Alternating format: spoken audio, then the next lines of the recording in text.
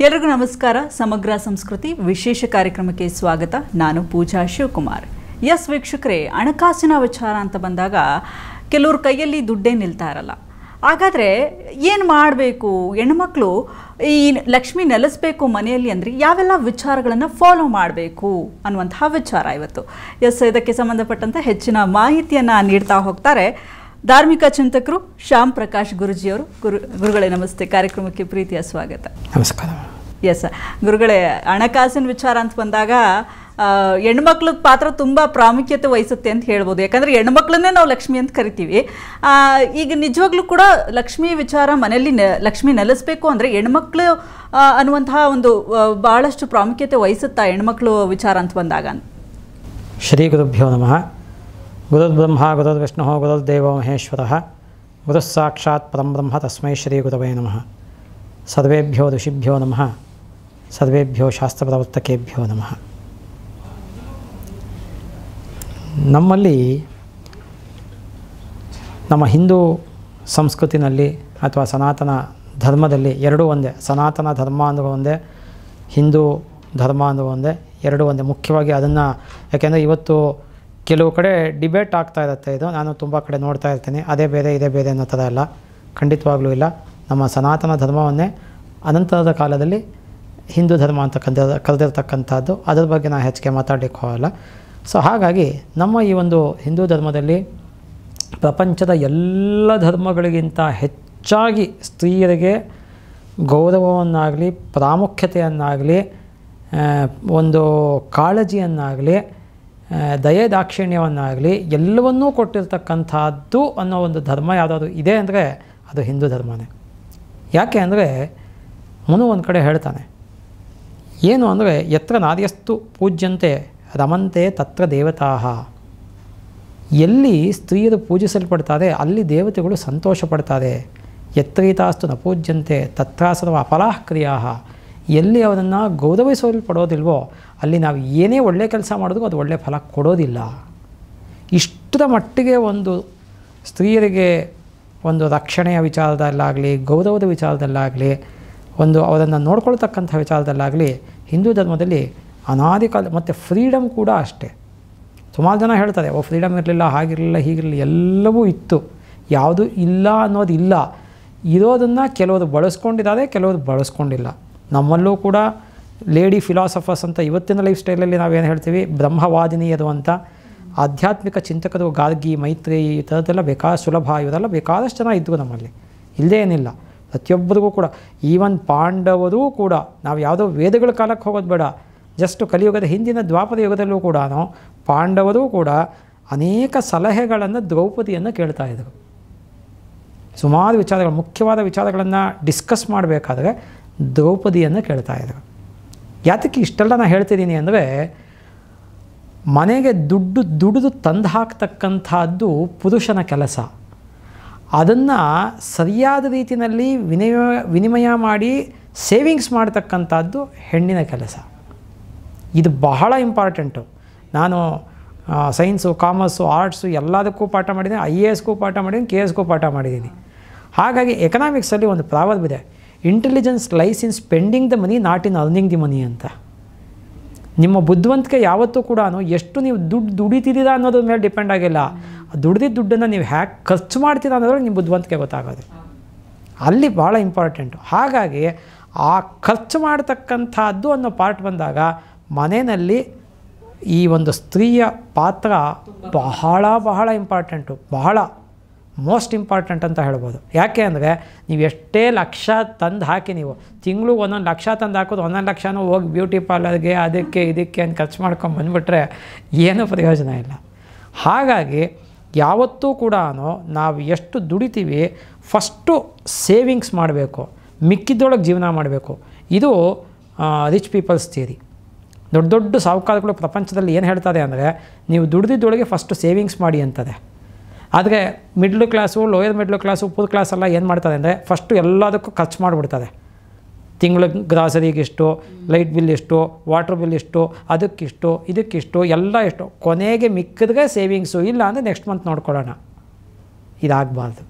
First savings ಮಾಡಿಬಿಟ್ಟು ಇನ್ನಿರೋದ್ರೊಳಗೆ ನಾವು adjust ಮಾಡ್ತಾ ಹೋಗಬೇಕು. ಹೌದು. ಇದು ಭಾಳ ಇಂಪಾರ್ಟೆಂಟ್ ಇದು. ಹಾಗಾಗಿ ಇದನ್ನು ಮಾಡೋದು ಯಾರು ಹಾಗಿದ್ರೆ ಫೈನಾನ್ಷಿಯಲ್ ಡಿಪಾರ್ಟ್ಮೆಂಟ್ ಅಂತ ಒಂದು ಇರಬೇಕು. ಎಲ್ಲನೂ ಒಬ್ಬರೇ ಮಾಡೋಕ್ಕಾಗಲ್ಲ, ಒನ್ ಮ್ಯಾನ್ ಶೋ ಮಾಡಲಿಕ್ಕಾಗಲ್ಲ ಮನೆಯಲ್ಲಿ. ಫೈನಾನ್ಷಿಯಲ್ ಡಿಪಾರ್ಟ್ಮೆಂಟ್ ಅನ್ನೋದು ಬಂದಾಗ ಆ ಸ್ತ್ರೀ ಅದರೊಳಗೆ ಕರೆಕ್ಟಾಗಿತ್ತು ಅಂದರೆ ಆ ಮನೇನ ಉತ್ತುಂಗಕ್ಕೆ ಕರ್ಕೊಂಡು ಹೋಗ್ಬೋದು. ಮಿಡ್ಲ್ ಕ್ಲಾಸ್ ಅವ್ರು ಸಾಹುಕಾರ ಆಗಿರ್ತಕ್ಕಂಥದ್ದು ಎಷ್ಟೋ ಸತಿ ನೋಡ್ತೀವಿ ನಾವು. ಯಾತಕ್ಕೆ? ಆ ದುಡ್ಡು ಗಳಿಸೋದು ತುಂಬ ಕಷ್ಟ. ಅರ್ಥಾನಾಂ ಆರ್ಜನೆ ದುಃಖಂ, ಆರ್ಜಿತಾನಾಂತ ರಕ್ಷಣೆ. ಅದನ್ನು ಬೆಳೆಸೋದು ಇದ್ದಿದ್ದು ಕಷ್ಟ, ತುಂಬಾ ಕಷ್ಟ. ದುಡ್ಡು ದುಡಿಯೋದು ಒಂದೇ ಅಲ್ಲ, ಸುಮಾರು ಜನ ದುಡ್ಡು ದುಡಿತಾರೆ. ದುಡಿಯೋದೇನೋ ಭಿಕ್ಷೆ ಬೆಳೆದು ದುಡ್ಡು ಸಿಗುತ್ತೆ, ಅದು ಲೆಕ್ಕಾಚಾರ ಅಂತಲ್ಲ. ಆ ದುಡ್ದಿದ್ದ ದುಡ್ಡನ್ನು ನಾವು ಹ್ಯಾಗೆ ಖರ್ಚು ಮಾಡ್ತೀವಿ, ಎಷ್ಟಕ್ಕೆ ಬೆಳೆಸ್ತೀವಿ ಅದನ್ನು, ಅದು ಬಹಳ ಇಂಪಾರ್ಟೆಂಟು. ಹಾಗೆ ಬೆಳೆಸೋದು ಹೇಗೆ ಅನ್ನೋದಕ್ಕೇ ಸ್ತ್ರೀಯರು ಕೆಲವು ಧರ್ಮಗಳನ್ನು ಫಾಲೋ ಮಾಡಬೇಕಾಗತ್ತೆ. ಧರ್ಮ ಅಂದರೆ ಕರ್ತವ್ಯ ಅನ್ನೋ ಅರ್ಥ ನಾನು ಹೇಳ್ತೀವಿ. ಅದು ಕೆಲವು ವಿಧಿವಿಧಾನಗಳನ್ನು, ಆಚಾರ ವಿಚಾರಗಳನ್ನು, ಆಚರಣೆಗಳನ್ನು, ಅನುಷ್ಠಾನಗಳನ್ನು ಮನೆಯಲ್ಲಿ ಫಾಲೋ ಮಾಡಬೇಕಾಗತ್ತೆ. ಇದು ಬಹಳ ಇಂಪಾರ್ಟೆಂಟು. ಯಾಕೆ? ಹಳೆ ಕಾಲದಲ್ಲಿ ಜನಜೀವನ ಬೇರೆ ಥರ ಇತ್ತು. ಇವಾಗ ಫಾರ್ ಎಕ್ಸಾಂಪಲ್ ಹೇಳಬೇಕು ಅಂದರೆ, ಒಂದು ನಿಮ್ಮ ತಂದೆಯವರ ತಾಯಿ ಕಾಲದಲ್ಲಿ, ತಾಯಿಯವ್ರ ತಾಯಿ ಕಾಲದಲ್ಲಿ ಅಂದರೆ ನಿಮ್ಮ ಅಜ್ಜಿಯವರ ಕಾಲದಲ್ಲಿ ಅವರು ಮನೆಗೆ ಏನು ಯಜಮಾನರು ತಂದಾಗ್ತದೆ ಅಷ್ಟರೊಳಗೆ ಮಾಡಿಕೊಂಡು ಜಾಸ್ತಿ ಆಸೆಗಳಿಲ್ಲದೆ ಯಾವಾಗಲೂ 10 ವರ್ಷಕ್ಕೋ 20 ವರ್ಷಕ್ಕೋ ಒಂದು ಒಡವೆ ಸಣ್ಣದು ಮಾಡಿಸ್ಕೊಂಡ್ರೆ ಹೆಚ್ಚು ಅನ್ನೋ ಥರ ಇರ್ತಾಯಿತ್ತು. ಅವಾಗೆಲ್ಲ ಹಾಗೆ ಇದ್ದಿದ್ದ ಕಾಲ. ಇವತ್ತು 3 ತಿಂಗಳು 6 ತಿಂಗಳಿಗೆ ಒಡವೆ ತೊಗೊಳ್ಳೋವಂಥವ್ರು ಎಷ್ಟೋ ಜನ ಇರ್ತಾರೆ, ಅಥವಾ ತಿಂಗಳು ತೊಗೊಳ್ಳೋದು ಇರ್ಬೋದು. ಇದೆಲ್ಲ ಮನುಷ್ಯನ ಆಸೆಗಳು ಜಾಸ್ತಿ ಆದಂಗೆ ಲೈಫ್ ಸ್ಟೈಲ್ಗಳೂ ಚೇಂಜ್ ಆಗ್ತಾವೆ. ಹಳೆ ಕಾಲದಲ್ಲಿ ಈಗ ಒಂದು 20 ವರ್ಷದ ಕೆಳಗೆ ಹೆಂಗಸು ಎಲ್ಲಿ ದುಡಿಯೋಕ್ಕೆ ಹೋಗ್ತಾಯಿದ್ರು, ಅದು ಹೋಗ್ತಾ ಇರಲಿಲ್ಲ. ಎಲ್ಲೋ the percentage was very less. ಇತ್ತೀಚಿನ ದಿನಗಳಲ್ಲಿ ಆಲ್ಮೋಸ್ಟ್ ಸುಮಾರು 95-98% ಜನ ದುಡಿತಾರೆ ಅಂತ ಹೇಳ್ಬೋದು ಬೇಕಾದ್ರೆ ನಾವು. ಯಾತಕ್ಕೆ? ಅವ್ರು ಆ ಥರ ಇದ್ದಾರೆ, ಇವ್ರು ಈ ಥರ ಇದ್ದಾರೆ, ಇವ್ರು ಈ ಥರ ಇದ್ದಾರೆ ಅಂತ ಸಾಮಾನ್ಯವಾಗಿ ಈ ಜನಗಳಲ್ಲಿ ಏನು ಅಂದರೆ ಕಂಪ್ಯಾರಿಸನ್ ಅನ್ನೋದು ತುಂಬಾ ಇದೆ. ಆ್ಯಕ್ಚುಲಿ ಅದು ಇರಬಾರ್ದು ಅಂತ ಶಾಸ್ತ್ರ ಹೇಳುತ್ತೆ. ನೀವು ಇನ್ನೊಬ್ಬನ ಕಂಪೇರ್ ಮಾಡ್ಕೊಂಡು ಜೀವನ ಮಾಡೋಕ್ಕೆ ಹೋಯ್ತು ಅಂದರೆ there is no end for it. Ambani ಮಗಂಗೆ ಮದುವೆ ಮಾಡ್ದಂಗೆ ನಾನು ಮದುವೆ ಮಾಡ್ಕೋಬೇಕು ಅನ್ನೋಕ್ಕೆ ಆಗಲ್ಲ, ಯಾರ ಕೈಲೂ ಆಗಲ್ಲ, ಆಗೋದೇ ಇಲ್ಲ. 1000 ಕೋಟಿ ಖರ್ಚು ಮಾಡೋದು. ಹಾಗಾಗಿ ಏನಾಗುತ್ತೆ ಅಂದರೆ ನೀವು ಯಾವತ್ತೂ ಕಂಪೇರ್ ಮಾಡ್ಕೊಳ್ತೀರಾ, ನೀವು ಕೆಳಗೇ ಇರ್ತೀರಾ. ಯಾಕೆ? ನೀವು ಕಂಪೇರ್ ಮಾಡ್ಕೊಳ್ಳೋದೇ ನಿಮಗಿನ್ನ ಉತ್ತಮನ. ಸೊ ಯಾವಾಗ ಉತ್ತಮನ ಕಂಪೇರ್ ಮಾಡ್ಕೊಂಡು ನೀವು ಕಮ್ಮಿ ಇದ್ದೇ ಇರ್ತೀರ, ಆವಾಗ ಅದು ಮನ್ಸಿಗೆ ಬೇಜಾರು ಆಗ್ತಾನೇ ಇರುತ್ತೆ ಯಾವಾಗಲೂ. ಸೊ ನನ್ನ ಒಂದು ಟಿಪ್ಸ್ ಏನು ಅಂದರೆ, never compare. It is your life, ನಿಮ್ಮ ಲೈಫು, ನಿಮ್ಮ ಪರ್ಸ್ನಲ್ ಲೈಫ್. ಅದು ನೀವು ಖುಷಿಯಾಗಿ ಲೀಡ್ ಮಾಡಿ. ಅದನ್ನು ಭಗವಂತ ಏನು ಕೊಟ್ಟಿದ್ದಾನೆ ಅದರೊಳಗೆ ಸಂತೋಷ ಪಡಿ. ಏನು ಇಲ್ಲ ಅನ್ನೋದ್ರ ಬಗ್ಗೆ ಕೊದಕ್ತಾ ಇರಬೇಡಿ. ಇರೋದ್ರೊಳಗೆ ಸಂತೋಷ ಪಡಿ. ಇರೋದನ್ನು ಉಳಿಸ್ಕೊಂಡು ಬೆಳೆಸ್ಕೊಳ್ಳಿ. ಅಲ್ಲಿ ನಿಮ್ಮ ಬುದ್ಧಿವಂತಿಕೆ ಇರೋದು. ಹಾಗೆ ಮಾಡಬೇಕು ಅಂದರೆ ಏನು ಮಾಡಬೇಕಾಗಿದ್ದರೆ, ಯಾವಾಗಲೂ ಹೇಳ್ತೇನೆ ಕೇಳಿ, ಸ್ತ್ರೀ ಆದವಳ ಪಾತ್ರ ಮನೆಯಲ್ಲಿ ಬಹಳ ಇಂಪಾರ್ಟೆಂಟು. ಒಂದು ಸ್ತ್ರೀ ಆದವಳು 6:30, 7 ಗಂಟೆ 8 ಗಂಟೆಗೆ ಹೇಳ್ತಾಳೆ ಅಂದರೆ ಆ ಮನೆಯಲ್ಲಿ ನೀವು ಐಶ್ವರ್ಯವನ್ನು ಕಾಣೋದಕ್ಕೆ ಸಾಧ್ಯನೇ ಇಲ್ಲ, ತುಂಬಾ ಕಷ್ಟ. ಯಾಕೆ? ನಮ್ಮ ಶಾಸ್ತ್ರಗಳಲ್ಲಿ ಹೇಳ್ತಕ್ಕಂಥದ್ದೇ ಬ್ರಾಹ್ಮಿ ಮುಹೂರ್ತದಲ್ಲಿ ಹೇಳಬೇಕು ಅಂತ. ನೀವು ಇವತ್ತಿಗೂ ಕೂಡ ನೀವು ಎಲ್ಲ ಸೋಷಿಯಲ್ ಮೀಡಿಯಾ ಚಾನಲ್ಗಳಲ್ಲಿ ಚೆಕ್ ಮಾಡಿ ನೋಡಿ, ಇಂಟರ್ನೆಟ್ಗಳಲ್ಲಿ, why a person should wake up at Brahmi muhurta ಅಂತ 100 ವೀಡಿಯೋಗಳು ಸಿಗುತ್ತೆ ನಿಮಗೆ. ಆ ಒಂದು ಪಾಸಿಟಿವ್ ಎನರ್ಜಿ, ಪಾಸಿಟಿವ್ ವೈಬ್ರೇಷನ್ ಇದೆಯಲ್ಲ ಮನೆಯಲ್ಲಿ, ಅದು ಬರಬೇಕು ಅಂದರೆ ಸ್ತ್ರೀ ಆದವಳು ಬ್ರಾಹ್ಮಿ ಮುಹೂರ್ತಕ್ಕೆ ಏಳಬೇಕು. ಎದ್ದ ತಕ್ಷಣ ಸ್ತ್ರೀ ಆಗಿರ್ತಕ್ಕಂಥವಳು ಸ್ನಾನ ಮಾಡಬೇಕು. ಸ್ನಾನ ಮಾಡಿದ ಮೇಲೆ ದೇವ್ರ ಪೂಜೆ, ತುಳಸಿ ಪೂಜೆ ಮಾಡಬೇಕು. ಇವತ್ತು ಎಷ್ಟೋ ಮನೆಗಳಲ್ಲಿ ತುಳಸಿನೇ ಇಲ್ಲ. ಸುಮಾರು ಮನೆಗಳು ನೋಡ್ತಾರೆ, ಇಲ್ಲ ಸರ್ ತುಳಸಿ ಗಿಡ ಹಾಕೋಕ್ಕೆ ಜಾಗನೇ ಇಲ್ಲ ನಮಗೆ ಎಲ್ಲೂ. ಅದಕ್ಕೋಸ್ಕರ ಎಲ್ಲ ಮಾರ್ಬಲ್ಲು ಗ್ರಾನೈಟ್ ಹಾಕಿ ಕಟ್ಟಿಸ್ಬಿಟ್ಟಿದ್ದೀವಿ, ಎಲ್ಲೂ ನಾವು ಏನೂ ಅಗೆಯೋಕ್ಕಾಗಲ್ಲ, ಇರೋದೇ 30-40 ಸೈಟು. ಹೀಗೆಲ್ಲ 100 ಹೇಳ್ತಾರೆ. ತುಳಸಿ ಗಿಡ ಮನೆಯಲ್ಲಿ ಇರಬೇಕು. ತುಳಸಿ ಅನ್ನತಕ್ಕಂಥದ್ದು ವಿಷ್ಣುವಿಗೆ ಪರಮ ಪ್ರಿಯವಾದಂತಹದ್ದು. ಯಾವ ಮನೆಯಲ್ಲಿ ತುಳಸಿ ಇರುತ್ತೆ ಅಲ್ಲಿ ದುಷ್ಟಶಕ್ತಿಗಳಿಗೆ ಪ್ರವೇಶ ಇರೋದಿಲ್ಲ. ಅದಕ್ಕೇ ಮನೆ ಮುಂಭಾಗದಲ್ಲಿ ಹಿಂಭಾಗದಲ್ಲಿ ಹಳೆ ಕಾಲದಲ್ಲಿ ಹಿತ್ತಲು ಅಂತ ಇರ್ತಾಯಿತ್ತು. ಹಳ್ಳಿಗಳಲ್ಲಿ ಇವತ್ತಿಗೂ ಇದೆ. ಮುಂದೆ ಮತ್ತು ಹಿಂದೆ 2 ಕಡೆಯೂ ತುಳಸಿ ಗಿಡವನ್ನು ಇಡ್ತಾಯಿದ್ರು ಯಾವಾಗಲೂ ಕೂಡ, ಇಲ್ಲ ಒಂದು ಕಡೆ ಆದರೂ ಇಡ್ತಾಯಿದ್ರು. ಇವತ್ತು ಎಷ್ಟೋ ಕಡೆ ಕಣ್ಮರೆ ಆಗ್ತಾ ಬಂದಿದೆ. ಅದು ಆದಷ್ಟು ಮಾಡ್ಕೋಬೇಡಿ. ತುಳಸಿ ಪೂಜೆಯನ್ನು ಮಾಡ್ತಕ್ಕಂಥದ್ದು, ಮನೆ ದೇವರ ಪೂಜೆಯನ್ನು ಮಾಡ್ತಕ್ಕಂಥದ್ದು. ಮತ್ತು ಗುರುಗಳೇ ಇದೆಲ್ಲವೂ ಕೂಡ ಹೆಣ್ಮಕ್ಳೇ ಮಾಡಬೇಕಾಗಾದ್ರೆ ನಿಮ್ಮ ಪ್ರಕಾರ? ಹೆಚ್ಚು ಕಮ್ಮಿ ಹೆಣ್ಮಕ್ಳುಗಳಿಗೆ ಇದೇ ಕೆಲಸ ಹೇಳಿರ್ತಕ್ಕಂಥದ್ದು. ಇವಾಗ ಫ್ಯಾಕ್ಟ್ರಿನಲ್ಲಿ ಹೋಗ್ಬಿಟ್ಟು ಯಾವುದೋ ಸಿಕ್ಕಾಬಿಟ್ಟೆ ಹೆವಿ ಲೋಡ್ ಇರೋವಂಥ ಒಂದು ಮಿಷಿನ್ ಇರುತ್ತೆ, ಎತ್ತಕ್ಕಾಗತ್ತಾ ಹೆಂಗಸರ ಕೈಲಿ? ಇಲ್ಲ. ಸಾಮಾನ್ಯವಾಗಿ ಕೇಳ್ತೀವಿ ನಾನು, ಯಾವುದೋ ಕೋಟಿಗೆ ಒಬ್ಬರು ಎತ್ತುತ್ತಾರೆ ನೋಡಿ ಅನ್ನೋದಲ್ಲ, ಜನರಲ್ಲಾಗಿ ನಾನು ಮಾತಾಡ್ತಾ ಇದ್ದೆ. I am not talking about the exception case, I am talking about the general case. ಯಾರ ಕೈಲೂ ಎತ್ತಕ್ಕಾಗಲ್ಲ. ಕಷ್ಟಪಟ್ಟು ಹಳೆ ಕಾಲ, ಇವತ್ತಿನ ನಿಮಗೆ ಬೋರ್ವೆಲ್ಲು ಮಿಷಿನ್ ಬಂದಿದೆ. ಹಳೆ ಕಾಲದಲ್ಲಿ ಮನುಷ್ಯರೇ ಬಾವಿ ತೋಡ್ತಾಯಿದ್ರು. ಹೆಣ್ಮಕ್ಳುಗಳು ತೋಡೋಕ್ಕಾಗತ್ತಾ? ಆಗಲ್ಲ. ಕಷ್ಟದ ಕೆಲಸ ಅಂತ ಯಾವುದಿದೆ ಅದನ್ನೆಲ್ಲವನ್ನು ಶಾಸ್ತ್ರ ಗಂಡಸಿಗೆ ಕೊಟ್ಟಿರೋದು ನೋಡಿ. ಇವಾಗ ಗಂಡಸುಗಳೆಲ್ಲನೂ ಅವಾಗ ದಂಗೆ ಹೇಳ್ಬೇಕಾಗತ್ತೆ. ಎಲ್ಲ ಕಷ್ಟ ನಮಗೆ ಕೊಟ್ಟಿದ್ದಾರೆ, ಸುಮ್ಮನೆ ಮನೇಲಿ ಕೂತ್ಕೊಂಡು ಮಾಡೋದು ಹಾಗಿಲ್ಲ. ಎಲ್ಲನೂ ಗೊತ್ತಾಯ್ತಾ? ಇವಾಗ ಒಂದು ಇನ್ಸ್ಟಿಟ್ಯೂಷನ್ ಅಂದರೆ ಪ್ರಿನ್ಸಿಪಾಲು ಬೇಕು, ಲೆಕ್ಚರರು ಬೇಕು, ಅಟೆಂಡ್ರು ಬೇಕು, ಕ್ಲರ್ಕು ಬೇಕು. ಯಾವುದೂ ಮೇಲಲ್ಲ, ಯಾರು ಕೀಳಲ್ಲ. ಅಲ್ಲಿ ಅವ್ರವ್ರ ಡ್ಯೂಟಿ ಅವ್ರವ್ರು ಮಾಡಬೇಕು. ಹಾಗೆ ಇಲ್ಲಿ ಮನೆ ಅಂದರೆ ಗಂಡಸು ಮೇಲು, ಹೆಂಗಸು ಕೀಳು ಆ ಥರ ಯಾವುದೂ ಇಲ್ಲ. ಅಥವಾ ಹೆಂಗಸು ಮೇಲು ಗಂಡಸು ಕೀಳು ಯಾವುದು, ಎಲ್ಲರೂ ಈಕ್ವಲ್ಲಾಗಿ ಸರಿಸಮಾನವೇ ಎಲ್ಲರೂ ಕೂಡ. ನಾವು ಮೇಯ್ಡ್ ಅಂತ ಕೆಲಸದೋಳು ಅಂತ ಕೆಲಸದೋಳು ಬರಲಿಲ್ಲ ಅಂದರೆ ನಾವೇ ಕೆಲಸದೋದು, ಹೌದಾ ಅಲ್ವಾ? ಹಾಗಾಗಿ ಪ್ರತಿಯೊಂದಕ್ಕೂ ಇಲ್ಲಿ ಡಿಗ್ನಿಟಿ ಆಫ್ ಲೇಬರ್ ಇರಬಾರ್ದು. ನಮ್ಮ ದೇಶದಲ್ಲಿ ಅದೊಂದು ದೊಡ್ಡ ದುರಂತ ಆಗಿಬಿಟ್ಟಿದೆ ಅಂತದ. ಹೆಚ್ಚು ಕಮ್ಮಿ ನಾನು ಫಾರಿನ್ಗೇನು ಹೋಗಿಲ್ಲ, ಅದಕ್ಕೆ ಹೋಗಿ ಬಂದಿರೋದು ನನಗೆ ತುಂಬ ಜನ ಕ್ಲೈಂಟ್ಸ್ ಇದ್ದಾರೆ. ಅಸ್ಟ್ರಾಲಜಿಕಲ್ಲಾಗಿ ಇದಕ್ಕೆಲ್ಲ ಹೇಳ್ತಾನೆ ಇರ್ತದಲ್ಲ, ಡಿಗ್ನಿಟಿ ಆಫ್ ಲೇಬರ್ ಅನ್ನೋದು ಇಲ್ಲವೇ ಇಲ್ಲ ಸರ್. ಅಲ್ಲೆಲ್ಲ ಓದಿರೋದು ಕೂಡ ಯಾವುದೋ ಸಣ್ಣ ಕೆಲಸ ಮಾಡ್ತಿರ್ತದೆ. ಕೆಲಸ ಸಿಕ್ಕಿದಾಗ ಅಲ್ಲಿಗೆ ಶಿಫ್ಟ್ ಆಗ್ತದೆ, ಅಲ್ಲಿ ತನಕ ಕೆಲಸ ನಮ್ಮಲ್ಲಿ ಹಾಗಲ್ಲ. ನಾನು ಓದ್ಬಿಟ್ಟಿದ್ದೀನಿ, ನಂಗೆ ಒಂದೇ ಸತಿಗೆ ₹1,00,000 ಸಂಬಳ ಬೇಕು. ಯಾವುದೋ ₹30,000 ₹40,000 ಸಿಕ್ಕಿದೆ ಹೋಗೋಣ ಅಂದರೆ ಹೋಗಲ್ಲ. ನಾನು ಅಷ್ಟು ಓದಿದ್ದೀನಿ, ಇಷ್ಟು ಬೇಕು, ಅದೆಲ್ಲ ಬೇಡ. ಆ ಡಿಗ್ನಿಟಿ ಆಫ್ ಲೇಬರ್ ಬಿಟ್ಬಿಟ್ಟು ಹೆಣ್ಮಕ್ಳುಗಳು ಮನೆಯಲ್ಲಿ ಆದಷ್ಟು ಕೆಲಸ ಮಾಡ್ಕೊಂಡಿರ್ತಕ್ಕಂಥದ್ದು ಸೂಕ್ತ. ಯಾಕೆ ಅಂತ ಹೇಳ್ತೀನಿ ಕೇಳಿ. ಇವಾಗ ಹೆಣ್ಮಕ್ಳುಗಳು ಕೆಲಸಕ್ಕೆ ಹೋಗೋದ್ರಿಂದ ಅವ್ರ ಕೆಲಸನ ಅವರೇ ಜಾಸ್ತಿ ಮಾಡಿಕೊಂಡ್ರು. ಮುಂಚೆ ಬರೀ ಅಡುಗೆ ಮಾಡೋದು, ತಿಂಡಿ ಮಾಡೋದು, ಮನೆ ಮೇಂಟೈನ್ ಮಾಡೋದು ಅಷ್ಟೇ ಇತ್ತು. ಇವಾಗ ಆಚೆ ದುಡ್ಕೊಂಬಂದು ಮತ್ತಿದನ್ನು ಮಾಡಬೇಕು. ಅದೇ ಅದು ಓಕೆ ಗುರುಗಳೇ. ಈಗ ನಾವು ಮನೆ ಈಗ ಹೆಣ್ಮಕ್ಳು ಅಂದ ತಕ್ಷಣ ಬರೀ 4 ಗೋಡೆಗೆ ಸೀಮಿತ ಆಗಿರ್ಬಾರ್ದು. 4 ಗೋಡೆಗೆ ಖಂಡಿತ ಸೀಮಿತ ಹಾಗಾಗಿ ಅದಕ್ಕೆ ಹೋಗ್ತಾರೆ. ಇಲ್ಲಿ ಏನು ಪ್ರಾಬ್ಲಮ್ ಆಗಿದೆ ಅಂದರೆ ಹೋಗಿ ಬರ್ತಾರಲ್ವಾ, ಹೋಗಿ ಬಂದಮೇಲೆ ಸುಸ್ತಾಗಿರುತ್ತೆ. ಯಾರಿಗಾದರೂ ಸುಸ್ತಾಗುತ್ತೆ. ಇವಾಗ ನಾವು ಗಂಡಸರು ಹೇಗೋ ಹೆಂಗಸರು ಹಾಗೇ ಕೆಲಸ ದುಡ್ಕೊಂಬಂದ್ಮೇಲೆ ಸುಸ್ತಾಗಿರುತ್ತೆ. ದುಡ್ಕೊಂಬಂದ ತಕ್ಷಣ ಮನೇಲಿ ತಿಂಡಿ ಮಾಡು, ಅಡುಗೆ ಮಾಡು, ಇನ್ನೊಂದು ಮಾಡು, ಮತ್ತೊಂದು ಮಾಡು ಅನ್ನೋ ಯಾರಿಗೇ ಆದರೂ ಬೇಜಾರಾಗುತ್ತೆ. ಅಯ್ಯೋ ಎಲ್ಲ ನಾನೇ ಮಾಡಬೇಕಾ ಅನ್ನೋ ಪ್ರಶ್ನೆ ಬರುತ್ತೆ. ಇದೆಲ್ಲ ಬಂದಾಗ ಏನಾಗುತ್ತೆ ಅಂದರೆ ನೀವು ಆಚೆ ದುಡಿದಿ ಅಂದೋದು ಯಾವುದು ಅನ್ನೋ ಪ್ರಶ್ನೆನೂ ಬರುತ್ತೆ. ಇದೆಲ್ಲ ಇತ್ತೀಚಿನ ಜನಗಳಲ್ಲೇ ಕೆಲವರು ಮಾತಾಡ್ತಾರೆ. ಸರಿನೋ ತಪ್ಪೋ ಎಲ್ಲ ನಾನು ಯಾವುದ್ರ ಬಗ್ಗೆನೂ ಈ ವೇದಿಕೆಯಲ್ಲಿ ಮಾತಾಡ್ಲಿಕ್ಕೆ ಹೋಗೋದಿಲ್ಲ. ನಾನು ಅದನ್ನೇ ಬೇಕಾದ್ರೆ ಮುಂದಕ್ಕೆ ಡಿಬೇಟ್ ಇಟ್ಕೊಂಡಾಗ ಮಾತಾಡೋಣ. ಏನು ಅಂದರೆ ನೀವು ಓದಿ ಬೇಡ ಅನ್ನಲ್ಲ, ಓದಿದ್ದಕ್ಕೋಸ್ಕರ ದುಡಿತೀನಿ, ಮತ್ತು ದುಡಿದಿದ್ದಕ್ಕೋಸ್ಕರ ಮತ್ತೆ ನಾನು ಮನೇಲಿ ಕೆಲಸನೂ ಮಾಡಬೇಕು. ಇದು ಮತ್ತು ಶಿಫ್ಟ್ಗಳು, ಇವತ್ತಿನ ಲೈಫ್ ಸ್ಟೈಲಲ್ಲಿ ಶಿಫ್ಟ್ಗಳು ಬೇಕಾದಷ್ಟಿದೆ. ಇದೆಲ್ಲ ಏನಾಗುತ್ತೆ ಅಂದರೆ ಒಂದು ನಿದ್ದೆ ಮೇಲೂ ಪರಿಣಾಮ ಬೀಳುತ್ತೆ. ಗಂಡಸರಿಗೂ ಬೀಳುತ್ತೆ. ಇದು ಹೆಂಗಸರಿಗೆ ಮಾತ್ರ ಹೇಳ್ತಿಲ್ಲ. ನೀವು ಯಾವತ್ತೂ ಕೂಡ ಶಿಫ್ಟ್ ಬೇಸಿಸ್ ಇರುತ್ತಲ್ಲ. ನನ್ನ ಸ್ಟೂಡೆಂಟ್ ಒಬ್ಬ ಕೆಲಸನೇ ಬಿಟ್ಬಿಟ್ಟ, ಒಳ್ಳೆ ಕೆಲಸದಲ್ಲಿದ್ದ. ಯಾಕೆ ಬಿಟ್ಟ ಅಂದರೆ 1 ತಿಂಗಳು ಮಾರ್ನಿಂಗ್ ಶಿಫ್ಟು, 1 ತಿಂಗಳು ಆಫ್ಟರ್ನೂನು, ಇನ್ನೊಂದು ತಿಂಗಳು ನೈಟು, ಆಮೇಲೆ ತಿಂಗಳಿದ್ದನ್ನು 15 ಡೇಸಿಗೆ ಮಾಡಿದ್ರಂತೆ. ಹಾಗೆ ಮಾಡ್ತಾ ಅವನಿಗೆ ಬೆಳಗ್ಗೆ ಯಾವುದು ಮಧ್ಯಾಹ್ನ ರಾತ್ರಿ ಯಾವುದು ಕನ್ಫ್ಯೂಷನ್ನು. ಯಾಕೆಂದರೆ ರಾತ್ರಿ ಇದ್ದಾಗ ಬೆಳಗ್ಗೆ ಮಧ್ಯಾಹ್ನ ತನಕ ಮಲ್ಕೋಬೇಕು, ಬೆಳಗ್ಗೆ ಇದ್ದಾಗ ರಾತ್ರಿ ಮಲ್ಕೋಬೇಕು, ಮಧ್ಯಾಹ್ನ ಇದ್ದಾಗ ಬೆಳಗ್ಗೆ ಮಲ್ಕೋಬೇಕು. ಈ ನಿದ್ದೆನೂ ವಾರ ಚೇಂಜ್ ಮಾಡೋದು ಅಷ್ಟು ಸುಲಭ ಅಲ್ಲ. ಆರೋಗ್ಯ ಹಾಳಾಗೋಯ್ತು. ಆವಾಗ ಅವ್ನು ಹೇಳ್ದೆ ನನಗೆ, ಇಲ್ಲ ಸರ್ ನನಗೆ ದುಡ್ಡು ಇಂಪಾರ್ಟೆಂಟ್ ಅಲ್ಲ, ನೆಮ್ಮದಿ ನಿದ್ದೆ ಇಂಪಾರ್ಟೆಂಟು, ಅದು ಬಿಟ್ಟು ಬೇರೆ ಅದಕ್ಕೆ ಅಪ್ಲೈ ಮಾಡಿದ್ದೀನಿ. ಹೀಗೆ ಮನುಷ್ಯ ಯಾವತ್ತೂ ಕೂಡ ತನ್ನ ಡೈಲಿ ರೊಟೀನ್ ಏನಿರುತ್ತೆ ಅದಕ್ಕೂ ಡಿಸ್ಟರ್ಬ್ ಮಾಡ್ಕೋಬಾರ್ದು. ಮತ್ತು ಸ್ವಾಭಾವಿಕವಾಗಿ ನಾವು ಸ್ತ್ರೀ ಅಂದರೆ ಪ್ರಕೃತಿ ಸ್ವರೂಪ, ಸಾಫ್ಟು, ಪುರುಷ ಸ್ವಲ್ಪ ಒರಟು. ಯಾವಾಗಲೂ ಅಷ್ಟೇ. ಆ ಸಾಫ್ಟನ್ನು ನೀವು ಯಾವಾಗಲೂ ಗಾಜನ್ನು ತುಂಬಾ ಕೇರ್ಫುಲ್ಲಾಗಿ ಹ್ಯಾಂಡಲ್ ಮಾಡಬೇಕು. ಹ್ಯಾಂಡಲ್ ವಿತ್ ಕೇರ್ ಅಂತ ಬರ್ದಿರ್ತಾರೆ ನೋಡಿ, ಹಾಗೆ ಸ್ತ್ರೀಯರನ್ನು ಕೂಡ ಅಷ್ಟೇ ಭಾಳ ಸಾಫ್ಟಾಗಿ ಹ್ಯಾಂಡಲ್ ಮಾಡಬೇಕು ಅದನ್ನು. ಸೊ ಸಾಫ್ಟಾಗಿ ಅಂದ್ರೇನು, ಅವ್ರಿಗೆ ಎಕ್ಸ್ಟ್ರಾ ಓವರ್ಲೋಡು, ವರ್ಕು ಇದೆಲ್ಲ ಆಗಬಾರ್ದು ಅನ್ನೋ ಕಾರಣಕ್ಕೇ ನಮ್ಮಲ್ಲಿ ಬರೀ ಮನೆ ಕೆಲಸದ ಮಾಡ್ಕೊಂಡು ಇತ್ತು ಅಂದರೆ ಸಾಕು. ಮನೆ ಕೆಲಸ ಅಂದರೆ ಅದು ಕೀಳು ಅಂತಲ್ಲ, ಜನಕ್ಕೆ ಅದೊಂದು ಮೈಂಡಲ್ಲಿ ಇತ್ತೀಚಿನ ದಿನಗಳಲ್ಲಿ ಬಂದ್ಬಿಟ್ಟಿದೆ. ಅದು ಯಾಕೆ ಬಂದಿದೆ, ನಾನು ಮಾಡಬಾರ್ದು, ನಾನು ದುಡಿತೀನಿ, ಲಕ್ಷ ಸಂಬಳ ತಗೊಳ್ತೀನಿ, ಮಾಡಬೇಕು ಅನ್ನೋ ಪ್ರಶ್ನೆ ಬಂದ್ಬಿಟ್ಟಿದೆ. ಇದು ಒಂಥರ ತುಂಬಾ ಮುಂದಕ್ಕೆ ಯಾವತ್ತೋ ಒಂದು ಸತಿ ಹಿಸ್ಟ್ರಿ ರಿಪೀಟ್ಸ್ ಅನ್ನೋ ಥರ ಮುಂದಕ್ಕೆ ಕಾಲಚಕ್ರದಲ್ಲಿ ಎಲ್ಲ ಒಂದು ಟರ್ನ್ ಬರುತ್ತೆ ಮುಂದಕ್ಕೆ, ಇಲ್ಲ ಅನ್ನೋ ಹೇಳಲ್ಲ.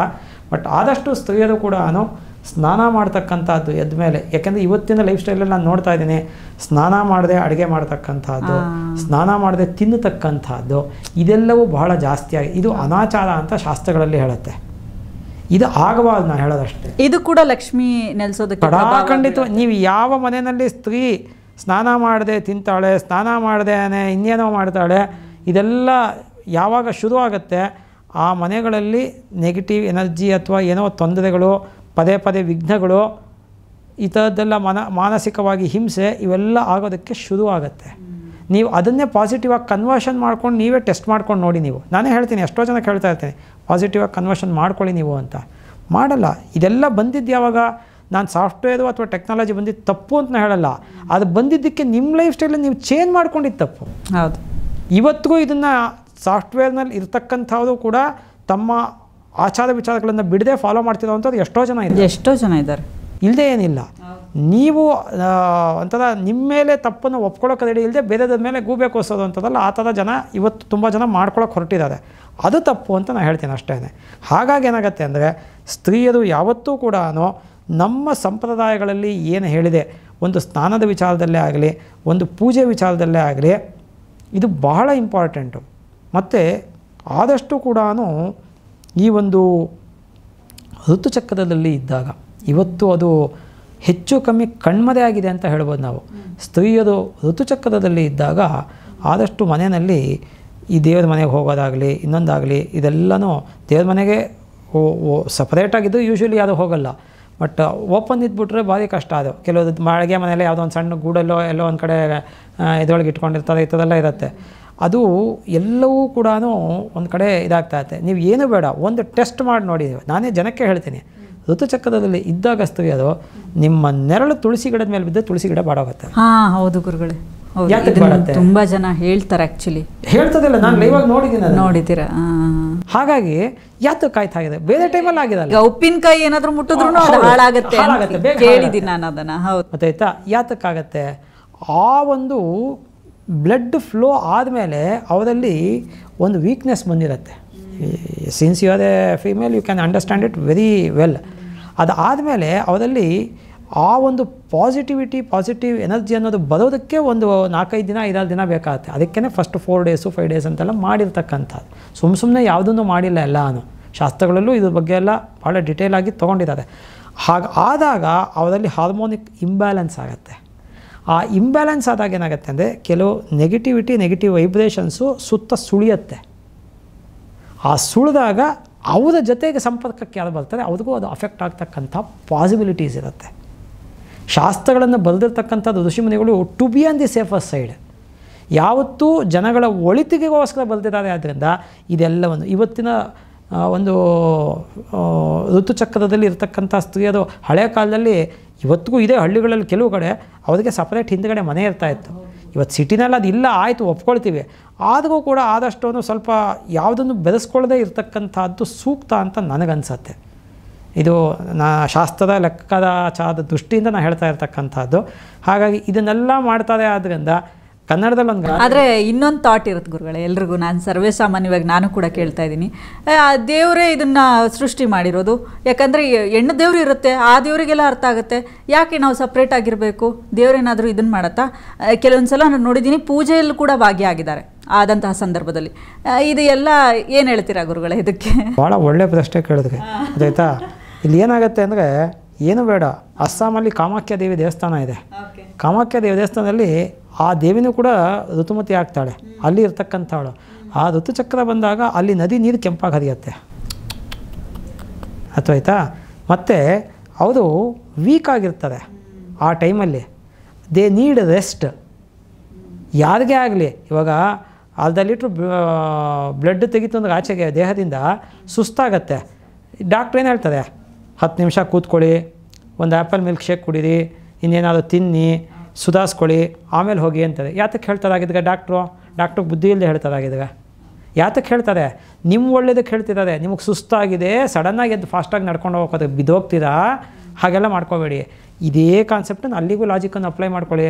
ಸ್ತ್ರೀಯರಿಗೆ ಋತುಚಕ್ರದಲ್ಲಿದ್ದಾಗ ಅಲ್ಲಿ ತೊಂದರೆ ಆಗಿರುತ್ತೆ, ಬಾಡಿಲಿ ಇಂಬ್ಯಾಲೆನ್ಸ್ ಆಗಿರುತ್ತೆ, ಆ ಬ್ಲಡ್ಡು ಮತ್ತೆ ಬರೋದಕ್ಕೆ ಟೈಮ್ ತೊಗೊಳುತ್ತೆ, ಆ ಬರೋ ತನಕನೂ ವೀಕ್ ಆಗಿರ್ತಾರೆ. ಅದಕ್ಕೋಸ್ಕರ ಕೆಲಸ ಮಾಡಿ ರೆಸ್ಟ್ ತೊಗೊಳ್ಳಿ, ನಿಮಗೆ ಇನ್ನೂ ಅನುಕೂಲ ಮಾಡಿಕೊಡ್ತೀವಿ ಶಾಸ್ತ್ರದಲ್ಲಿ, ರೆಸ್ಟ್ ತೊಗೊಳ್ಳಿ ಅಂತ. ಅದು ಇವತ್ತಿನ ಲೈಫ್ ಸ್ಟೈಲಲ್ಲಿ ತುಂಬಾ ಚೇಂಜಸ್ ಆಗೋಗಿದೆ. ಅದು ತುಂಬಾ ಚೇಂಜಸ್ ಮತ್ತೆ ವಾಪಸ್ ಹೋಗದೇ ಇರೋ ಲೆವೆಲಿಗೆ ಚೇಂಜಸ್ ಮಾಡ್ಕೊಂಬಿಟ್ಟಿದ್ದಾರೆ ಜನ. ಇದನ್ನೆಲ್ಲ ಆದಷ್ಟು ಅವಾಯ್ಡ್ ಮಾಡಿ ಅಂತ ನಾನು ಹೇಳ್ತೀನಿ. ಯಾಕೆಂದರೆ ಎಷ್ಟೋ ನಾವು ಕೇಳ್ತಾ ಇರ್ತೀವಲ್ಲ, ಸ್ತ್ರೀಯರು ನೀವು ಹೇಳ್ದಂಗೆ ಶುಭ ಕೆಲಸಗಳಿಗೆ ದೇವಸ್ಥಾನಗಳಿಗೆ ಎಷ್ಟೋ ಜನ ಹೋಗಿರ್ತಾರೆ. ಅದು ಏನಾಗ್ಬಿಡುತ್ತೆ ಅಂದರೆ ಇನ್ನೂ ಆಗ್ತಾ ಇರ್ತಾರೆ. ಬಟ್ ಒಂದು ದಿನ ಮುಗಿದಿದೆ, ನಾನು ತಲೆಸ್ನಾನ ಮಾಡಿದ್ದೀನಿ, ಹೋಗ್ತೀನಿ, ಪರವಾಗಿಲ್ಲ, ತಲೆಸ್ನಾನ ಮಾಡಿಬಿಟ್ರೆ ಮುಗೀತು. ಒಂದು ಲೆಕ್ಕಾಚಾರದಲ್ಲಿ ಶಾಸ್ತ್ರದಲ್ಲಿ ಭಾಳ ಸ್ಪಷ್ಟವಾಗಿ ಹೇಳುತ್ತೆ, it is not the concept of 2 or 3 or 4 days. It is the concept of discharge of blood till it stops. ಅದು ಒಬ್ಬೊಬ್ಬ ದೇಹ ಒಂದೊಂದು ಥರ ಸ್ಪಂದಿಸುತ್ತೆ. ಕೆಲವರಿಗೆ 2 ದಿನಕ್ಕೆ ನಿಂತು ಹೋಗ್ಬೋದು, ಕೆಲವರಿಗೆ 5 ದಿನ ಆದರೂ ಫ್ಲೋ ಆಗ್ತಿರ್ಬೋದು. ಇದೆಲ್ಲ ಲೆಕ್ಕಾಚಾರಗಳಿರುತ್ತೆ. ಸೊ ಹಾಗಾಗಿ ಇದೆಲ್ಲವನ್ನು ಮೈಂಡಲ್ಲಿ ಇಟ್ಕೊಂಡು ಶಾಸ್ತ್ರದಲ್ಲಿ ಹೇಳಿರ್ತಕ್ಕಂಥದ್ದು. ಹಾಗಾಗಿ ಇದನ್ನೂ ಕೂಡ ಫಾಲೋ ಮಾಡ್ತಕ್ಕಂಥದ್ದು ಬಹಳ ಸೂಕ್ತ. ಯಾಕೆ ಅಂದರೆ ಕನ್ನಡದಲ್ಲಿ ಒಂದು ಗಾದೆ ಇದೆ, ಮಾಡಬಾರ್ದು ಮಾಡಿದ್ರೆ ಆಗಬಾರ್ದಾಗತ್ತೆ ಅಂತ. ಇದನ್ನು ನಾನು ಯಾವಾಗಲೂ ಹೇಳ್ತೀನಿ, ಯಾವಾಗಲೂ ನನ್ನ ಯೂಟ್ಯೂಬಲ್ಲಂತೂ ಯಾವಾಗಲೂ ಹೇಳ್ತಾ ಇರ್ತೀನಿ ನಾನು, ಮಾಡಬಾರ್ದು ಮಾಡಿದ್ರೆ ಆಗಬಾರ್ದು. ನೀವು ಮಾಡಬಾರ್ದು ಮಾಡಿರ್ತೀರ, ಏನೋ ನಮ್ಮ ಹತ್ತಕ್ಕೆ ಬರ್ತೀರ ಪರಿಹಾರ ಕೇಳೋಕ್ಕೆ. ನೀವು ತಪ್ಪು ಮಾಡಿಬಿಟ್ಟು ನೋಯಿಂಗ್ಲಿ ತಪ್ಪು ಮಾಡಿದ್ಬಿಟ್ಟು ಪರಿಹಾರ ಏನೋ ಅಂದ್ರೆ ಏನಿದೆ ಅದಕ್ಕೆ? ನಾನು ಬೆರಳು ಕುಯ್ಕೊಂಬಿಟ್ಟು ಗುರುಗಳೇ ಬೆರಳು ಮತ್ತೆ ಬರುತ್ತಾ ಅಂದರೆ ನೀವು ಕುಯ್ಕೊಂಡಿದ್ದಕ್ಕೆ ನಾನೇನಪ್ಪ ಮಾಡಲಿ, ಏನು ಬೇಕಷ್ಟೇ. ಅದು ಖಂಡಿತ ಆಗಬಾರ್ದು. ಸ್ತ್ರೀಯರ ಪಾತ್ರ ಬಹಳ ಇಂಪಾರ್ಟೆಂಟು ಯಾವತ್ತೂ ಕೂಡ. ಲಕ್ಷ್ಮಿ ನೆಲೆಸಬೇಕು ಅಂದರೆ ನೀವು ಮನೆಯನ್ನು ಶುಚಿತ್ವವಾಗಿ ಇಟ್ಕೊಳ್ಳಿ, ಮನಸ್ಸನ್ನು ಶುಚಿತ್ವವಾಗಿ ಇಟ್ಕೊಳ್ಳಿ. ಇನ್ನೊಬ್ಬರನ್ನ ಕಂಪೇರ್ ಮಾಡಿ ಜೀವನ ಮಾಡೋಕ್ಕೆ ಹೋಗಬೇಡಿ ಯಾವತ್ತೂ ಕೂಡ. ನಿಮ್ಮ ಜೀವನ ನಿಮ್ಮದು. You are you and I am I, ಅಷ್ಟೇ. ನಾನು ನಾನೇ, ನೀವು ನೀವೇ. ನಾನು ನಿಮಗೆ ಕಂಪೇರ್ ಮಾಡಿಕೊಂಡ್ರೆ ನಂಗೆ ತೃಪ್ತಿ ಸಿಗಲ್ಲ, ನೀವು ನನಗೆ ಕಂಪೇರ್ ಮಾಡಿಕೊಂಡ್ರೆ ತೃಪ್ತಿ ಸಿಗಲ್ಲ. ಇನ್ನೊಂದು ವಿಚಾರ ಗುರುಗಳೇ, ಹೆಣ್ಮಕ್ಳು ಕಣ್ಣೀರು ಹಾಕಿದ್ರೆ ಲಕ್ಷ್ಮಿ ಕೈಯಲ್ಲಿ ನಿಲ್ಲಲ್ಲ ಅಂತ ಹೇಳ್ತಿರ್ತಾರೆ. ಯೂಶಲಿ ಹುಡುಗರೇ ಹೇಳ್ತಿರ್ತಾರೆ ಅದನ್ನು, ಆಳ್ಬೇಡಮ್ಮ, ನನ್ನ ಕೈಯಲ್ಲಿ ಮೊದಲೇ ಲಕ್ಷ್ಮಿ ನಿಲ್ತಾ ಇಲ್ಲ, ನೀನು ಹತ್ರ ನಾನು ಎಲ್ಲಿಂದ ಏನು ಇದನ್ನು ಮಾಡಲಿ ಅಂತ ಹೇಳ್ತಿರ್ತಾರೆ. ನಿಜನಾ ಗುರುಗಳೇ ಅದು? ಖಂಡಿತವಾಗ್ಲೂ ಲಕ್ಷ್ಮೀ ಸ್ವರೂಪ ಅಂತ ಹೇಳ್ತೀವಲ್ಲ, ಧನಲಕ್ಷ್ಮಿ ಸ್ವರೂಪನೂ ಕೂಡ. ಅಷ್ಟಲಕ್ಷ್ಮಿಯಲ್ಲಿ ಧನಲಕ್ಷ್ಮಿ ಕೂಡ ಒಂದು. ಹೌದು. ಅದಕ್ಕೋಸ್ಕರ ಅದನ್ನೇ ಹೇಳ್ತೀವಿ ನಾನು, ಎಲ್ಲ ಸ್ಥಾನಮಾನಗಳನ್ನು ಕೊಟ್ಟಿರ್ತೀವಿ. ಆದರೆ ತುಂಬ ಜನ ಅದನ್ನೂ ಕೇಳ್ತಾರೆ ನನ್ನ, ಸ್ತ್ರೀಯರಿಗೆ ಯಾತಕ್ಕೆ ಆಸೆ ಜಾಸ್ತಿ ಅಂತ. ಅದು ಬ್ರಹ್ಮನೇ ಮಾಡಿರ್ತಕ್ಕಂತಹ ಒಂದು ನಿಯಮ. ಅದು ಪ್ರಕೃತಿ ಅಂದರೆ ಸ್ತ್ರೀ. ಆ ಪ್ರಕೃತಿ ಅನ್ನೋದು ಯಾವತ್ತೂ ಮುಂದೆ ಹೋಗ್ತಾನೇ ಇರಬೇಕು. ಅದಂದರೆ ಅವರಲ್ಲಿ ಒಂದು ಆಸೆ ಮುಗಿದ ಮೇಲೆ ಇನ್ನೊಂದು ಆಸೆ ಬರುತ್ತೆ, ಒಂದು ಮುಗಿದ ಮೇಲೆ ಇನ್ನೊಂದು ಬರುತ್ತೆ. ಇವಾಗ ನೀವು ಯಾವುದೋ 10 ಗ್ರಾಮ್ ಕೊಟ್ಟು ಒಂದು ಉಂಗುರ ತೊಗೊಂಡಿರ್ತೀರ, ಇನ್ಯಾವುದೋ 4 ಗ್ರಾಮಿಗೆ ತೊಗೊಂಡ್ರೆ ಅಯ್ಯೋ ಅದು ತೊಗೋಬೇಕು ಅನಿಸುತ್ತೆ. ಯಾತಕ್ಕೆ ಹಾಗೆ ಅಂದರೆ ಅದು ಅವರಲ್ಲಿ ಇರ್ತಕ್ಕಂತಹ ಸಹಜ ಗುಣ. ಅದನ್ನು ತಪ್ಪು ಅಂತ ನಾವು ಹೇಳೋಕ್ಕಾಗಲ್ಲ. ಅದು ನಾನೇ ಮುಂದಿನ ಜನ್ಮದಲ್ಲಿ ಸ್ತ್ರೀ ಆದರೆ ನನಗೂ ಅದು ಹಾಗೆ ಆಗತ್ತೆ. ಇದು ಬೈ ಡಿಫಾಲ್ಟ್ ಬರ್ತಕ್ಕಂಥದ್ದು ಇನ್ಬಿಲ್ಟ್ ಕ್ವಾಲಿಟಿ. ಅದನ್ನು ಯಾರೂ ಏನು ಚೇಂಜ್ ಮಾಡೋಕ್ಕಾಗಲ್ಲ. ಅದು ಸ್ತ್ರೀನೇ ಚೇಂಜ್ ಮಾಡ್ಕೋಬೇಕಷ್ಟೇ ಮನಸ್ಸು ಮಾಡಿದ್ರೆ. ಯಾರು ತುಂಬ ಆಧ್ಯಾತ್ಮಿಕದ ಕಡೆಗೆ ಒಲವಿರುತ್ತೆ ಅಂಥದ್ದು ಆಗ ಬಿಡ್ತಾ ಬರ್ತಾರೆ ಅಂಥದ್ದನ್ನೆಲ್ಲ ಆಸೆಗಳನ್ನು ಅಷ್ಟೇ.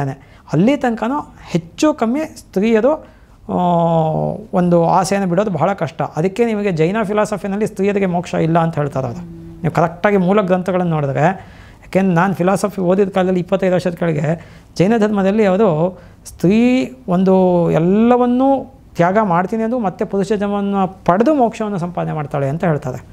ಯಾತಕ್ಕೆ ಅಂದರೆ ಎಲ್ಲೋ ಒಂದು ಕಡೆ ಪಿನ್ ಪಾಯಿಂಟಲ್ಲಿ ಆಸೆ ಮತ್ತೆ ಉಳ್ಕೊಂಡಿರುತ್ತೆ ಅನ್ನೋ ಅರ್ಥ.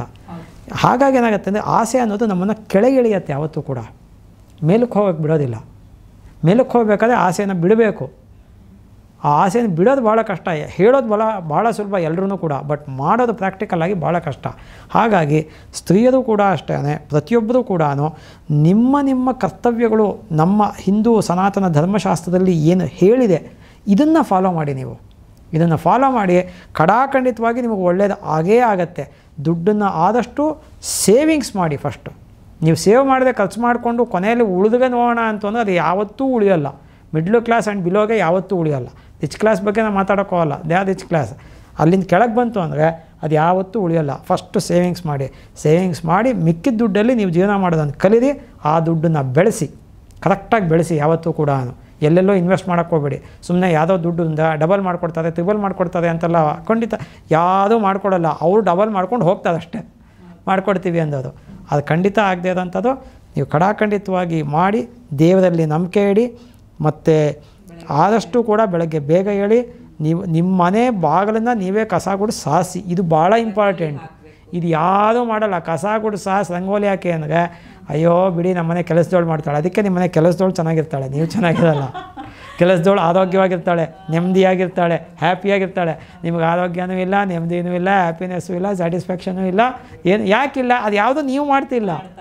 ಹಳೆ ಕಾಲದಲ್ಲಿ ಕುಟ್ಟೋದು, ಕೇರೋದು ಎಲ್ಲ ಮಾಡೋದು. ಇವತ್ತೆಲ್ಲ ಮಿಷಿನ್ ಬಂದಿದೆ, ಬಟನ್ನು. ಅದಕ್ಕೆ ನಿಮಗೆ ಯಾವುದಕ್ಕೂ ಸ್ಟ್ರೆಂತ್ ಇಲ್ಲ. ಹಾಗಾಗ್ಬಿಟ್ಟಿದೆ. 30 ವರ್ಷ 40 ವರ್ಷಕ್ಕೇ ಬ್ಯಾಕ್ ಪೇನು ಅದು ಇದು ಅಂತೆಲ್ಲ ಹೇಳ್ತಾರೆ. ಬಗ್ಗ ಕಾಲ ಮಂಡಿ ನೋವು ಎಲ್ಲ. ಯಾತಕ್ಕೆ? ಹಳೆ ಕಾಲದಲ್ಲಿ ಎಷ್ಟು ಜನ ಇವತ್ತಿಗೂ ನಿಮ್ಮ ಅಜ್ಜಿರು ನೋಡ್ತು ಅಂದರೆ ಅದೆಲ್ಲ ಕೆಲಸ ಮಾಡ್ತಾ ಇರ್ತದೆ. ಅಯ್ಯೋ ಅವ್ರಿಗಿರೋ ಅಷ್ಟು ಶಕ್ತಿ ನಮಗೆ ಇಲ್ವಲ್ಲಪ್ಪ ಅಂತ ಅನಿಸುತ್ತೆ. ಯಾತಕ್ಕಾಗತ್ತೆ ಅಂದರೆ ಜನ್ರೇಷನ್ ಗ್ಯಾಪಲ್ಲಿ ನೀವು ಇದನ್ನೆಲ್ಲ ಮಾಡ್ಕೊಂಬಂದಿಲ್ಲ. ಇವತ್ತಿಗೂ ಮಾಡಿ ನೀವು ನಿಮ್ಮ ಕೆಲಸಗಳನ್ನು ನೀವು ಮಾಡ್ಕೊಳ್ತಾನೆ. ಫಿಸಿಕಲ್ ವರ್ಕನ್ನು you will be very healthy and happy. Yes ಗುರುಗಳೇ, ತುಂಬ ವಿಚಾರಗಳನ್ನು ತಿಳಿಸ್ಕೊಟ್ರಿ. ಬಹುಶಃ ಹೆಣ್ಮಕ್ಳಿಗೆ ಗೊತ್ತಿರಲ್ಲ ಅನಿಸುತ್ತೆ, ಅದೆಲ್ಲ ನೋಡಿ ನಮ್ಮನೇಲೆ ನಮಗೆ ಗೊತ್ತಿರಲ್ಲ. ಬಿಡು, ಏನೋ ಕೆಲಸದವ್ರನ್ನ ಇಟ್ಟರೆ ಆಯಿತು, ನಾನು ದುಡಿಯೋಕ್ಕೆ ಬರ್ತೀನಿ, ಇದನ್ನೆಲ್ಲ ನಾನು ಯಾಕೆ ಫಾಲೋ ಮಾಡಬೇಕು, ನಮಗೆ ಅನಿಸ್ತಿರಲ್ಲ. ಹಣಕಾಸು ಯಾಕಪ್ಪ ನಿಲ್ತಿಲ್ಲ, ನಮ್ಮ ಕೈಯಲ್ಲಿ ಯಾಕೆ ದುಡ್ಡು ನಿಲ್ತಿಲ್ಲ, ಎಷ್ಟೆಲ್ಲ ಪೂಜೆಗಳು ಮಾಡಿಸ್ತೀವಿ, ಅದೆಲ್ಲ ಆದರೆ ಬೇಸಿಕ್ ನಾವು ಫಾಲೋ ಮಾಡಲ್ಲ ನೋಡಿ. ಈಗ ಎಷ್ಟೋ ಪೂಜೆಗಳು ಮಾಡಿಸ್ತೀವಿ, ಅದು ಆ ಲಕ್ಷ್ಮೀ ಪೂಜೆ ಅಂತೆ, ಸತ್ಯನಾರಾಯಣ ಸ್ವಾಮಿ ಪೂಜೆ ಅಂತೆ, ಏನೇನೋ ಪೂಜೆಗಳನ್ನ ಮಾಡಿಸ್ತೀವಿ. ಆದರೆ ನಮಗೆ ಗೊತ್ತಿರಲ್ಲ ಮೂಲ ಇಲ್ಲಿರುತ್ತೆ. ಬೇಸಿಕ್ ಥಿಂಗ್ನೇ ನಾವು ಫಾಲೋ ಮಾಡದೇ ಇದ್ದಾಗ ಖಂಡಿತವಾಗ್ಲೂ ಹಣಕಾಸು ಅನ್ನುವಂಥ ವಿಚಾರ ಹೆಂಗೆ ನಿಲ್ಸಕ್ಕೆ ಸಾಧ್ಯ ಅಲ್ವಾ ಗುರು? ಇದು ಯಾವಾಗಲೂ ಕೂಡ ಅಷ್ಟೇ. ನೀವು ಬೇರೆ ಪೂಜೆ ಮಾಡೋದನ್ನು ನಾನು ಯಾವತ್ತೂ ಪ್ರೈಮಾರಿಯಲ್ ಆಗಿ ಫಸ್ಟ್ ಹೇಳಲ್ಲ. ಮಾಡೋದನ್ನು ನೀವು ಇದು ಮಾಡಿ ಆಮೇಲೆ ಪೂಜೆದನ್ನು ಮಾಡ್ಕೊಳ್ಳಿ, ಅದನ್ನು ಬಿಡಬೇಡಿ. ಪೂಜೆನ ಬಿಡಿ ಅಂತ ನಾನು ಯಾವತ್ತೂ ಹೇಳ್ತಿಲ್ಲ. ನೀವು ಎರಡನ್ನೂ ಒಟ್ಟಿಗೆ ಸೇರಿಸಿದಾಗ ಅನುಕೂಲ ಆಗುತ್ತೆ. ಹೌದು ಗುರುಗಳೇ, ಇವತ್ತು ಬಹಳಷ್ಟು ವಿಚಾರಗಳನ್ನು ತಿಳಿಸ್ಕೊಟ್ರಿ. ಹೆಣ್ಮಕ್ಳು ಯಾವ ರೀತಿಯಾಗಿ ಒಂದು ಪ್ರಾಮುಖ್ಯತೆ ವಹಿಸ್ತಾರೆ, ಅದು ಲಕ್ಷ್ಮೀ ವಿಚಾರದಲ್ಲಿ, ಲಕ್ಷ್ಮೀ ಮನೆಯಲ್ಲಿ ನೆಲೆಸ್ಬೇಕಂದ್ರೆ ಹೆಣ್ಮಕ್ಳು ಪಾತ್ರ ಎಷ್ಟು ಮುಖ್ಯ ಅಂತ ಹೇಳ್ಬಿಟ್ಟು ತುಂಬ ಚೆನ್ನಾಗಿ ತಿಳಿಸ್ಕೊಟ್ರಿ. ನನ್ನ ಪರವಾಗಿ ಹಾಗೆ ಸಮಗ್ರ ನ್ಯೂಸ್ ವೀಕ್ಷಕರ ಪರವಾಗಿ ತಮಗೆ ತುಂಬ ಹೃದಯದ ಧನ್ಯವಾದಗಳು. ನಮಸ್ಕಾರ. ಎಸ್ ವೀಕ್ಷಕರೇ, ಇದಾಗಿತ್ತು ಇವತ್ತಿನ ವಿಶೇಷ ಕಾರ್ಯಕ್ರಮ. ಮತ್ತಷ್ಟು ಅಪ್ಡೇಟ್ಸ್ಗಳಿಗಾಗಿ ನೋಡ್ತಾರೆ ಸಮಗ್ರ ನ್ಯೂಸ್, ಇದು ನೇರ ನುಡಿ.